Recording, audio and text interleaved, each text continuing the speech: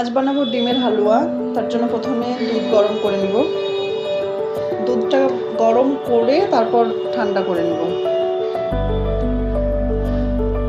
অন্যদিকে একটি বাটিতে ডিমগুলো ভেঙে নিব।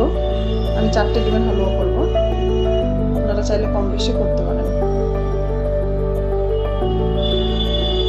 এবার এখানে চিনি দিয়ে দেবো।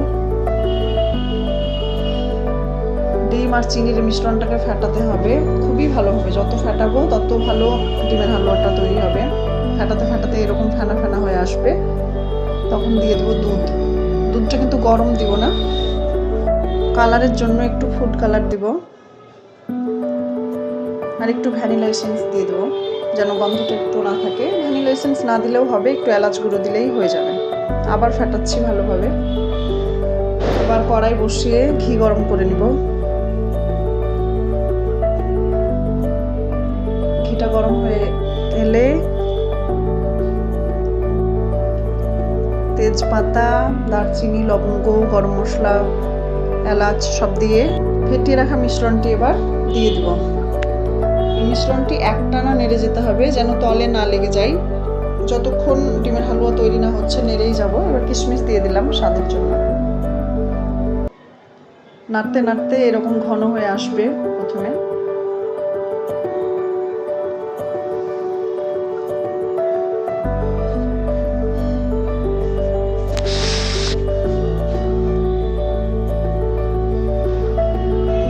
নাড়তে নাড়তে একটা হালুয়া টাইপের হয়ে আসবে, তখন বুঝতে হবে যে ডিমের হালুয়া হতে এসেছে।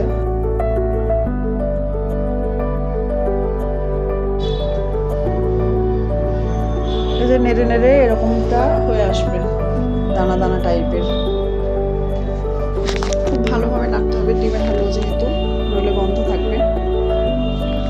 এইভাবে ডিমের হালুয়া বানালে কোনো গন্ধ বা কোনো কিছুই থাকবে না, খেতে খুবই সুস্বাদু হয়, খুব ভালো লাগে।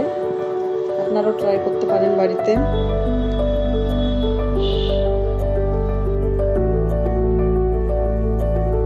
কেমন লাগলো রেসিপিটি জানাতে ভুলবেন না।